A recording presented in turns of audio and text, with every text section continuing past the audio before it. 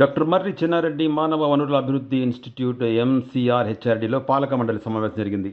ఈ సమావేశానికి deputy CM Bhatti Vikramarka, మంత్రులు కోమటిరెడ్డి వెంకటరెడ్డి, దుద్దిళ్ల శ్రీధర్ బాబు హాజరయ్యారు. ఈ కార్యక్రమంలో ఎంసీఆర్ హెచ్ఆర్డీ వైస్ చైర్పర్సన్ శాంతి కుమారి, ఫైనాన్స్ సెక్రటరీ సందీప్ కుమార్ సుల్తానియా, ఆర్ఎండ్బి ఈఎన్సీ జయభారతి, పలువురు అధికారులు పాల్గొన్నారు. ये न्यूज को पेश करते हैं हैदराबाद होम अप्लायंसेस।